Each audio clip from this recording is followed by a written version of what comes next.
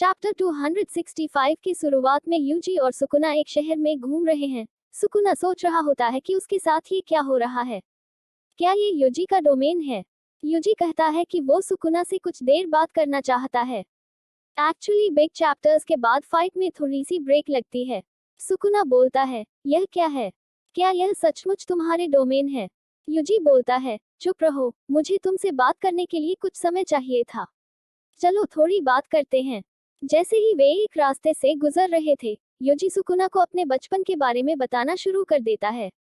UG कहता है, मेरा जन्म सेंडाई में हुआ था, लेकिन जब मैं 6 या 7 साल का था, तब मैं यहीं रहता था, जब तक कि मैं अपने दादाजी के काम के कारण सेंडाई वापस नहीं आ गया। यूजी बोलता है, मैं 10 साल बाद अपने दादाजी के दोस्त के अंतिम संस्कार में शामिल होने के लिए वापस आया। मैं यह नहीं कहूंगा कि जनसंख्या में भारी गिरावट आई है, लेकिन मैं फिर भी आश्चर्यचकित था। मुझे आश्चर्य है कि अगर मेरे दादाजी की मृत्यु पहले होती तो क्या वह व्यक्ति अंतिम संस्कार में शामिल होने आता। सुकुना यहाँ यूजी के बात से अवाक था।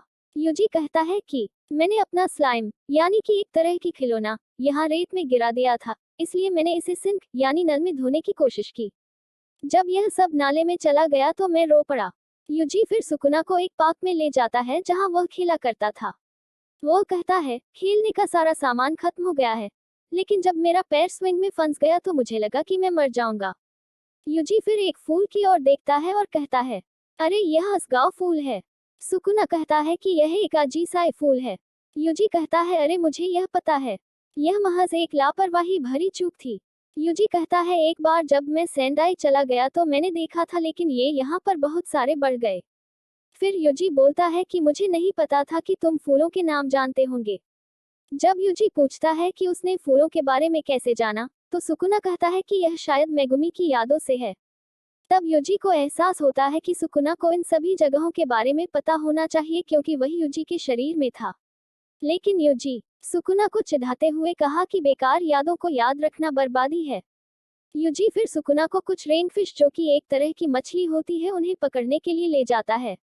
यूजी कहता है, यहाँ आप ही इसे आजमाएं। यूजी कहता है कि क्या सबसे शक्तिशाली जादूगर एक रेनफिश भी नहीं पकड़ सकता।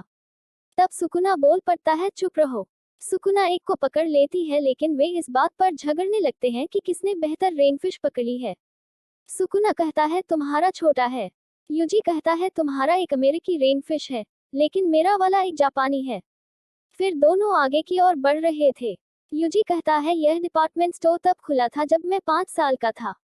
इसके कारण सभी जनरल स्टोर बंद हो गए।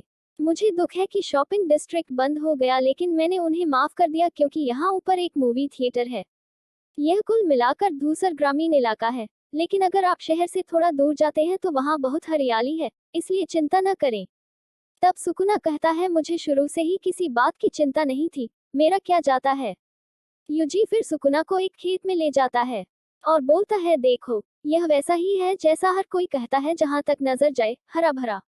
मैं चावल के खेतों में जितना संभव हो सके चिड़ियों को पकड़ता था, लेकिन हाल ही में मैंने उन्हें आसपास नहीं देखा है, जिसकी वजह शायद कीटनाशक या फिर कुछ और है। किसी की ओर इशारा करते हुए यूजी कहता है कि यहाँ की आइसक्रीम बहुत अच्छी थी। मैंने एक दिन अपना सारा पैसा आइसक्रीम पर खर्च कर दिया और मुझे उल्टी हो गई। सुकुना बोलता है कि तो उस समय भी तुम्हारे पास दिमाग नहीं था। यूजी कहता है कि ओह चलो कुछ तीरंदाजी करते हैं। सुकुना ने परफेक्ट 10 का निशाना लगाया। यूजी थोड़ी मायूस होकर बोला, अरे। सुकुना कहता है कि निस्संदेह मैं तुमसे अधिक अनुभवी हूँ। यूजी कहता है, मुझे समझ में आता है कि तुम उस युग से हो जब तीरंदाजी आम बात थी। फिर स्नोफॉल शुरू हो जाती है। यूजी सुकुना को उस समय के बारे में बताता है जब वह सुबह स्नान करता था। उन्हें अपने दादाजी के साथ गर्म दूध वाली चाय पीना बहुत पसंद था। यूजी कहता है कि एक रात क्रिसमस के दौरान उसने घंटियों की आवाज सुनी थी और उसे लगा कि सांता वास्तव में मौजूद हैं। लेकिन यह पता लगाने के लिए जब वह बाहर निकला, वह देखा कि वो एक कार पर लगी कुछ जंजीरों की आवाज थी। सुकुना यूजी की बातों से तंग आ जाता है और बोलता है, अरे पहले ही मुद्दे पर आ जाओ। यूजी कहता है, ठीक है, मुझे लगता है कि मैं तुमको पहले ही वह दिखा चुका हूँ जो मैं तुमको दिखाना चाहता था। सुकुना कहता है कि ये सब बकवास है, तुम क्या कहने की कोशिश कर रहे हो।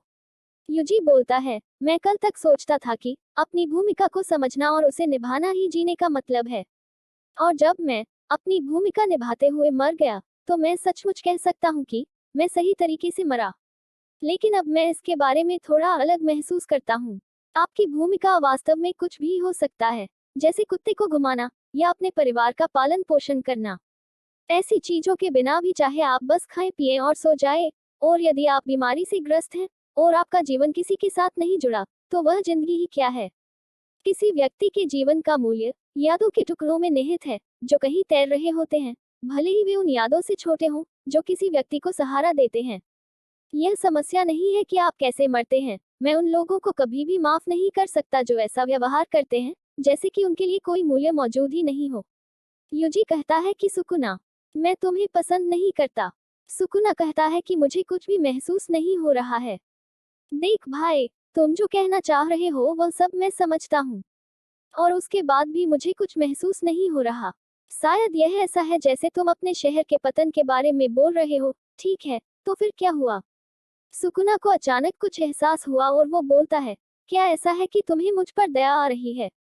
क्या तुम मुझे सहानुभूति दिखाने की कोशिश कर रहे हो? जब सुकुना युजी से पूछता है तो हमें बुद्ध की एक मूर्ति दिखाई देती है। युजी की आंखें अचानक से गुस्से वाली हो जाती हैं, जैसे ही वह दिखाने की कोशिश करता है, यह सही है सुकुना, मेरे पास तुम्हें मारने की क्षमता है।